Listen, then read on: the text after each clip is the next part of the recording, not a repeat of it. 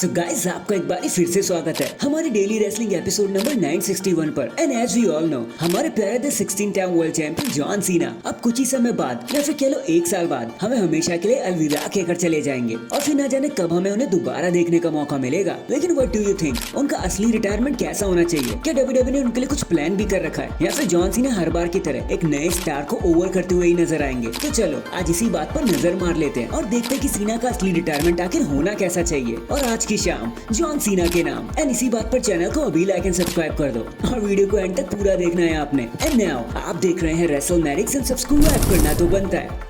Well guys, John Cena ने अपना debut 27 जून 2002 को किया था और तब से लेकर अब तक वो मल्टीपल कैरेक्टर को प्ले कर चुके हैं, चाहे डॉक्टर ऑफ थगोनॉमिक्स की बात हो या फिर प्राइम टाइम जॉन सीना की। एंड आज जब ये मैं वीडियो बना रहा हूँ ना, तो जॉन सीना को पूरे 22 साल हो चुके डब्ल्यूडब्ल्यूई में या फिर रेसलिंग बिजनेस में। लेकिन फिर वो बात अलग है कि डब्ल्यूडब्ल्यूई से आगे भी हॉलीवुड में उन्होंने अपना अच्छा नाम बना रखा है। पीस मेकर का नाम तो आपने सुना ही होगा। वैसे तो सीना का रिटायरमेंट का सिलसिला 2019 में ही चल पड़ा था, जब वो रेसलमेनिया 35 में द डॉक्टर ऑफ थगोनॉमिक्स बनके हम सभी के सामने आए थे। लेकिन आजकल करते करते finally money in the bank 2024 को उन्होंने खुद ही बता दिया कि अब वो रिटायर होने वाले हैं 1 साल के अंदर। एंड क्योंकि उन्होंने इस बात को स्ट्रांगली स्टेट किया है, तो ये कोई रूमर या स्टोरी लाइन का पार्ट नहीं है, इट्स 100% ट्रू। आगे चलते हुए हमें ये भी पता चलता है कि जॉन सीना का रिटायरमेंट सिर्फ वन टाइम थिंग नहीं होने वाला, बल्कि उनका रिटायरमेंट का एक टूर चलेगा, वो भी पूरे 2025 के अराउंड। एंड चीजें रॉयल रंबल 25 से शुरू हो जाएंगी। दूसरे शब्दों में अब जॉन सीना जिस भी शो पर आपको नजर आएंगे ना, पूरे 2025 में वो उनके करियर का आखिरी शो भी होने वाला है। खैर ये जान के दुख तो बड़ा होगा।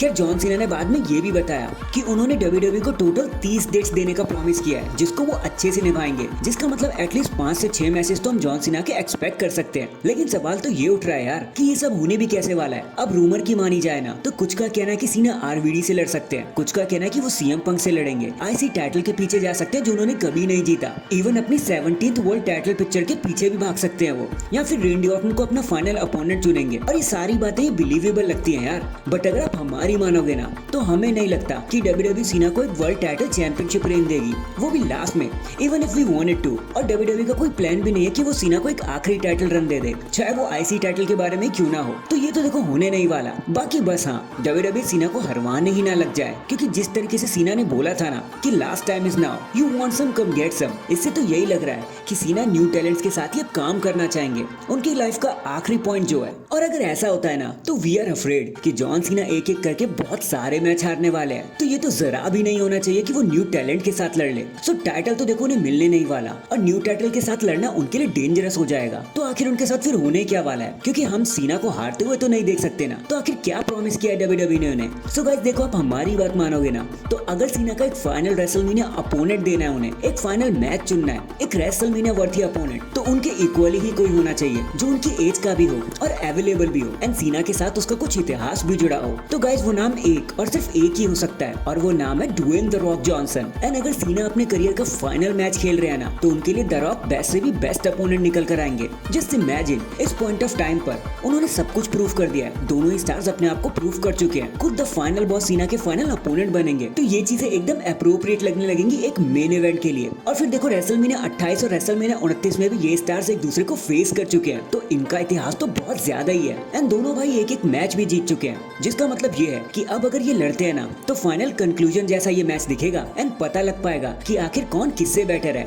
एंड ये दोनों जब एक साथ एक रिंग में स्पीच डिलीवर करेंगे ना, तो हमें कोई भी आइडिया नहीं है कि ये किस लेवल की पब्लिक का अटेंशन खींच सकते हैं। भाई ये तूफान मचा देंगे। एंड नॉट ओनली ये मैच एक मेगा मैच बन के सामने आएगा, बल्कि एक फाइनल चैप्टर की तरह भी देखा जा सकता है। डब्ल्यूडब्ल्यूई इसको एक हॉलीवुड अप्रोच भी दे सकती है। दोनों ही स्टार्स स्पेशल एंट्रेंस के मास्टर हो चुके हैं, एंड फिर चाहे नाइट 1 हो या नाइट 2, ये दोनों स्टार्स अकेले ही काफी हैं कि वो सारी टिकटों को सोल्ड आउट करा दे। एंड अगर द रॉक चाहे तो वो इस मैच को करियर वर्सेस करियर के लेवल पर भी घसीट सकते हैं, क्योंकि as we all know the Rock भी 50+ हो चुके हैं और ज्यादा रेसलिंग अब उनके अंदर बची भी नहीं है।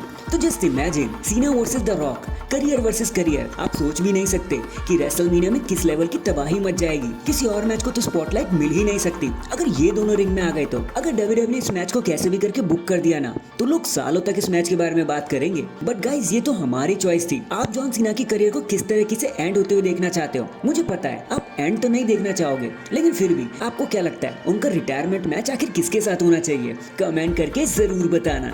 चैनल पर नए तो चैनल को अभी लाइक एंड सब्सक्राइब कर दो। बाकी मैं मिलता हूँ आपसे किसी और अपडेट के साथ। अब तक के लिए अपना ख्याल रखें और खुश रहें।